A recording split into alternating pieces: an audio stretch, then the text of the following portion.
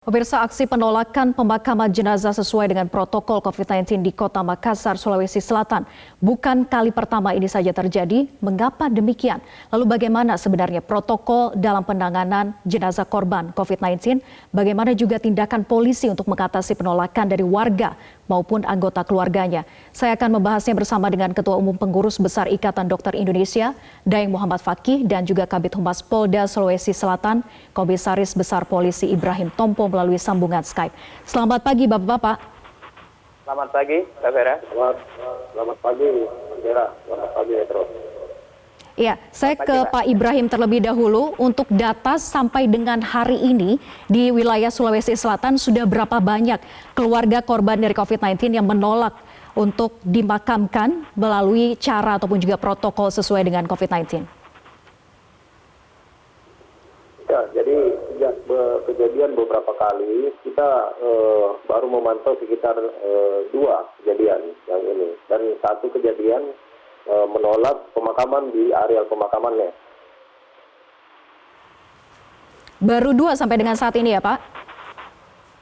2, jadi sejak awal memang ini 2 ini menjadi pertimbangan bagi masyarakat. Mungkin setelah kejadian tersebut dan memang kita tegas melakukan langkah untuk melakukan protokol pemakaman dengan protokol COVID, masyarakat mungkin menilai bahwa memang ini tidak tepat untuk dilakukan pemaksaan dengan kondisi tersebut. Makanya sejak itu tidak ada lagi kejadian. Baik, 2 ini dari pihak keluarga yang juga melakukan keributan akhir-akhir ini? Jadi keluarga ini merupakan keluarga korban COVID yang ada di rumah sakit.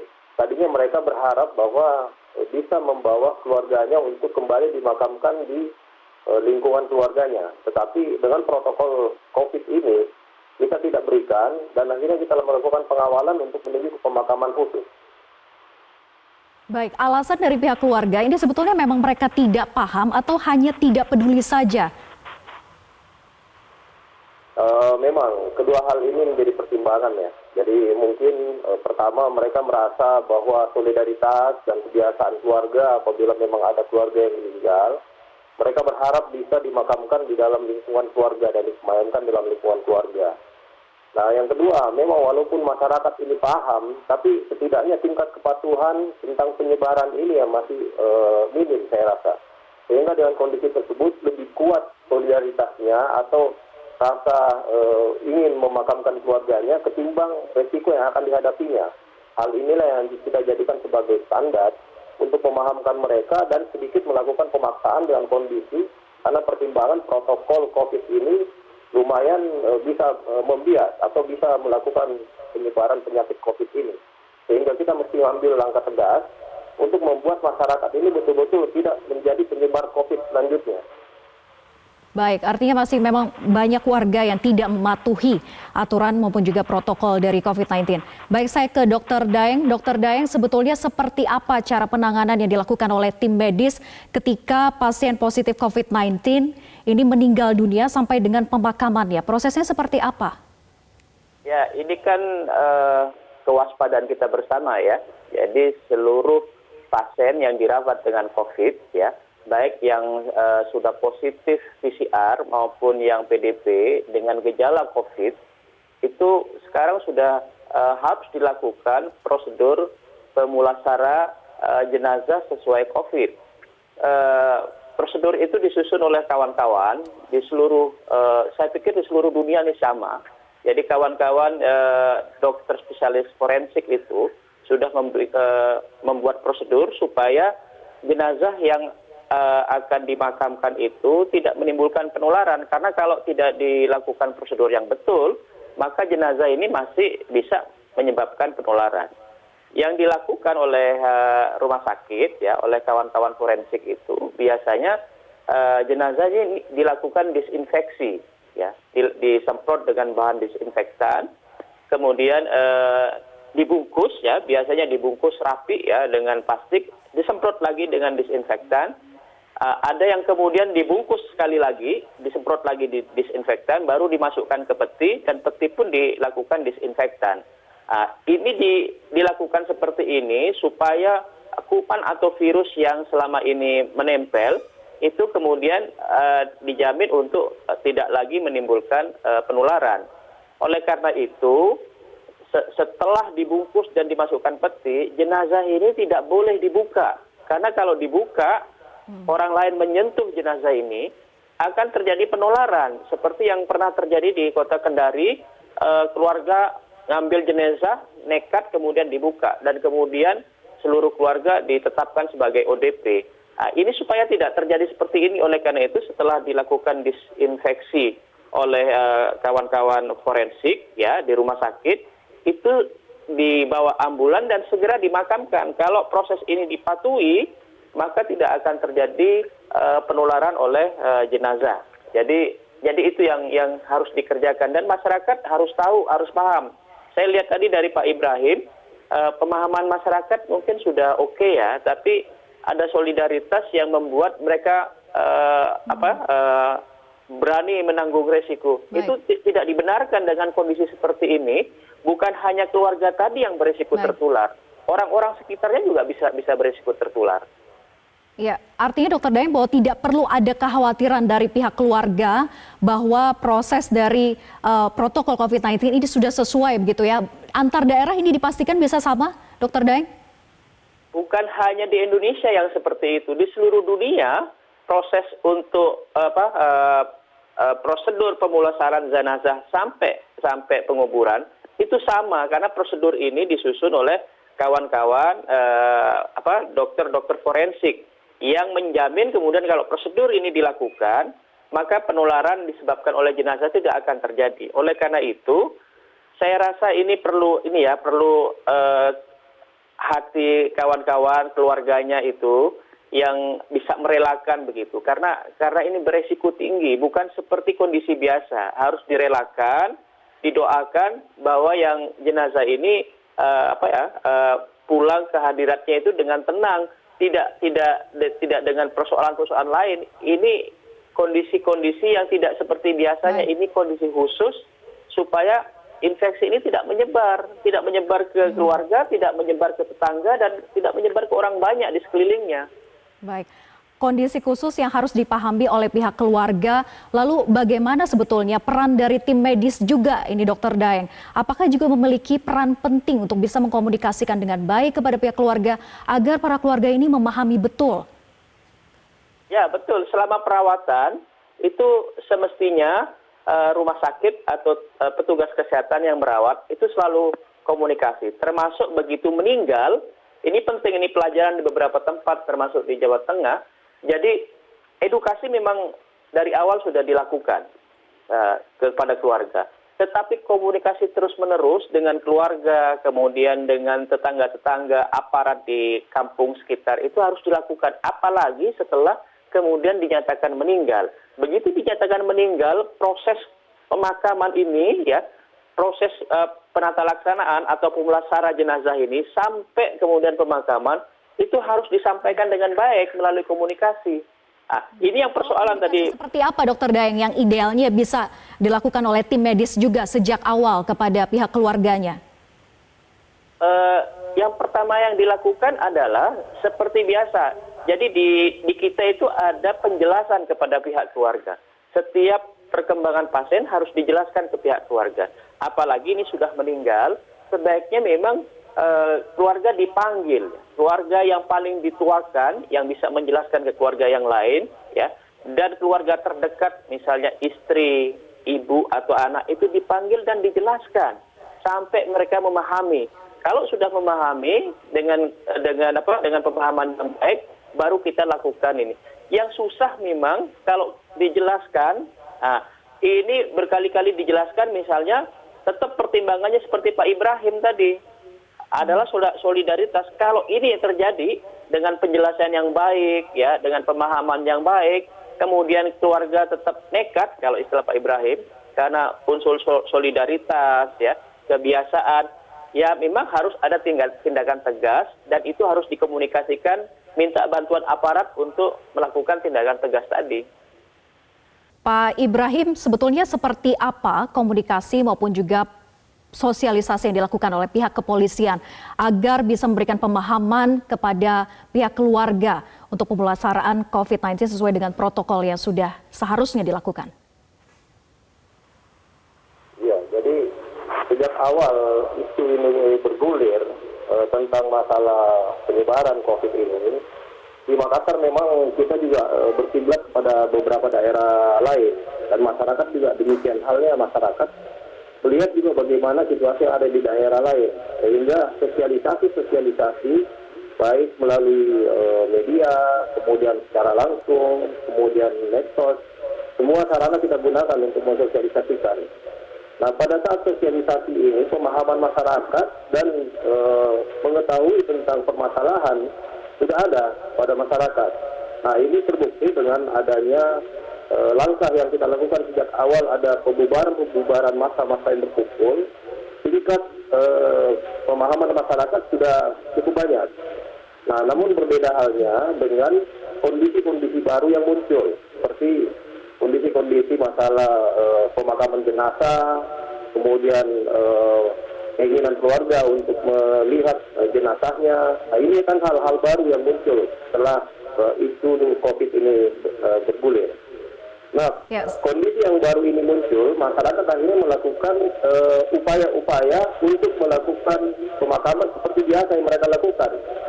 Nah, setelah itulah baru muncul tindakan-tindakan dari kita untuk melaksanakan pola pemakaman ini dengan protokol COVID. Nah, ini menjadi ukuran masyarakat juga, akhirnya ini juga yang diikuti oleh masyarakat. Artinya komunikasi sudah diupayakan sedemikian mungkin secara humanis dan juga persuasif gitu ya kepada pihak keluarga ini. Tapi apa yang sebetulnya sampai memicu terjadinya keributan? Seperti yang saya bilang tadi, Mbak Tera, bahwa ini kan awal-awal kejadian ini masuk di Makassar, masyarakat tetap melakukan upaya-upaya seperti biasanya. Misalnya ada keluarganya meninggal, mereka tetap berupaya untuk bisa memakamkan sendiri. Namun dengan adanya langkah-langkah tegas yang kita lakukan, akhirnya masyarakat bisa menjadikan ini sebagai standar bahwa apabila memang ada pasien yang kena COVID, pemakamannya itu harus melalui protokol COVID tersebut. Sehingga dengan adanya dua kejadian yang kontra awalnya itu, sekarang alhamdulillah masyarakat sudah bisa memahami kondisi tersebut. Baik, upaya komunikasi yang baik sudah diupayakan oleh pihak kepolisian. Lalu ketika memang sampai terjadinya keributan seperti itu, apakah ada ancaman hukuman yang diberikan oleh pihak kepolisian kepada pihak keluarga yang melakukan penolakan ini? Iya, jadi ancaman hukuman ini sudah jelas. Tentang karantina kesehatan, itu ancaman hukuman sampai 1 tahun. Itu bisa diterapkan. Kemudian apabila ada masyarakat yang memang tidak mau mengikuti perintah pejabat yang berwenang saat itu, ini juga bisa kita proses. Nah, terkait dengan kejadian yang ini, masalah penolakan jenazah, ini terjadi di tempat pemakaman, di daerah Borongroe, Macanda, Goa. Ini kita sudah lakukan prosedur di mana 4 orang sudah menjadi tersangka. Ini juga menjadi ukuran bagi masyarakat, sehingga masyarakat setelah itu menjadikan ini sebagai pelajaran bahwa memang ada batasan yang tidak boleh mereka lalui. Baik, saya kembali ke Dr. Daeng. Dr. Daeng, bagaimana sebetulnya cara pemulasaran jenazah ketika mulai dari meninggal sampai dengan pemakaman?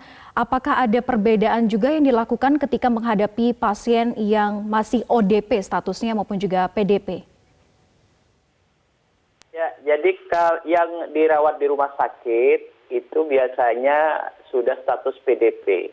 Kalau ODP itu masih dilakukan karantina di rumah. Yang sudah jatuh sakit, ya, kalau ODP itu biasanya belum jatuh sakit. Yang jatuh sakit dirawat, kemudian apakah sembuh atau terjadi perburukan sampai meninggal, itu status PDP.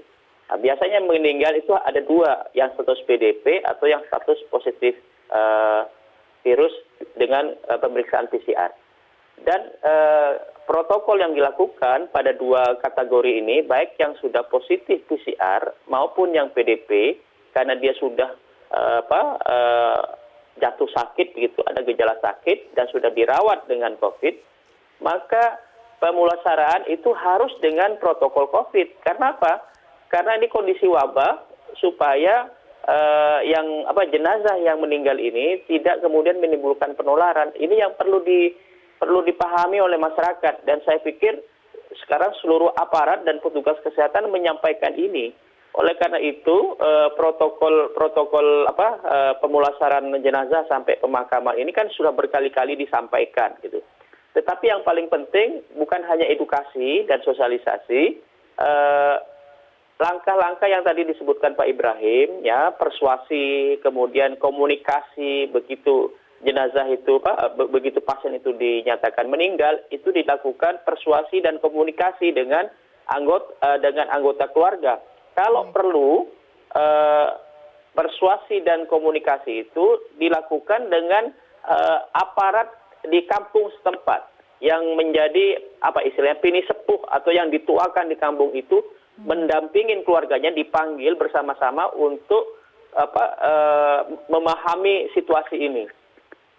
Itu yang harus dilakukan pertama. Jadi bukan tindakan yang lain. Tetapi kalau memang terpaksa, sudah berkali-kali misalnya sudah dilakukan komunikasi, kemudian dilakukan persuasi, kurang berhasil, ya memang tahapannya kemudian rumah sakit harus minta pendampingan aparat, yaitu aparat keamanan. Baik, Dokter Daeng, saya ambil contoh. Saya ambil contoh seperti di Grobogan, ini pihak dari Polres Grobogan terlibat langsung dalam proses pemulasaraan jenazah. Artinya mereka bukan hanya menggandeng tim medis, tapi juga pihak dari Polres ini untuk betul-betul mulai dari awal tahapan pemulasaraan, dan mereka melakukan pelatihan untuk bisa melakukan hal ini. Apakah ini juga bisa menjadi salah satu solusi untuk menghalau ataupun juga menghindari pihak-pihak keluarga yang melakukan penolakan karena sudah adanya pihak aparat kepolisian yang juga terlibat dalam proses pemulasaran jenazah? Ya, jadi itu istilah kami pendampingan oleh aparat. Tapi begini Mbak Vera, aparat kita kepolisian itu dengan situasi yang seperti ini, load pekerjaannya juga tambah besar. Sebenarnya yang harus melakukan pendampingan pertama, ya, yang diupayakan persuasi, komunikasi dan pendampingan pertama terhadap warga itu adalah aparat pemerintah seperti RT, RW dan kepala desa. Kalau RT, RW dan kepala desa itu bisa mendampingi proses-proses ini, sudah berhasil, pemahaman baik, mungkin aparat kepolisian tidak perlu turun. Tetapi kalau masih kemudian tidak tidak bisa dijelaskan, ya, dengan kepala desa, dengan RT, RW yang dekat dengan masyarakat di sekitar itu belum bisa juga memuaskan dan menjelaskan, maka mau tidak mau kita minta tolong kepolisian untuk melakukan pendampingan supaya proses pemakaman jenazah ini berjalan tanpa ada penolakan. Karena kalau terjadi penolakan, ya, tidak dilakukan penegakan hukum secara baik, ya, kita khawatir di semua tempat akan terjadi seperti ini. Baik. Dan saya kembali ke Pak Ibrahim. Pak Ibrahim, sebetulnya seperti apa sinergitas yang dilakukan juga dengan pihak setempat seperti tokoh masyarakat RT, RW maupun yang berada di sekitar Sulawesi Selatan agar hal-hal yang kemarin terjadi sampai dengan adanya keributan ini tidak akan terjadi kembali? Ya, jadi pertama-tama menghadapi fenomena seperti ini, kita sudah membuat SOP untuk melakukan pengawalan terhadap jenazah-jenazah COVID yang dari rumah sakit sampai kepada pemakaman. Selain pengawalan yang kita persiapkan, juga kita sudah mempersiapkan personil untuk melakukan pemulasaran di tempat pemakaman. Nah, demikian halnya di tempat pemakaman itu, kita sudah berkoordinasi dengan para stakeholder, di mana pengamanan di sana cukup berlapis, yang terdiri dari polisi, TNI, dan juga Pemda setempat. Ini kita sudah jadikan sebagai SOP untuk melaksanakan setiap pemakaman terhadap jenazah COVID ini. Nah, kemudian yang lain, kita juga sudah melakukan sosialisasi kepada RT RW terkait dengan adanya permasalahan penolakan apabila memang ada jenazah COVID, kita lakukan dengan protokol COVID ini. Baik, terima kasih Kombes Pol Ibrahim Tompo, Kabid Humas Polda Sulawesi Selatan, dan sebelumnya juga ada Ketua Umum PBID, Dr. Daeng, sudah bergabung bersama kami di Metro Pagi Prime Time.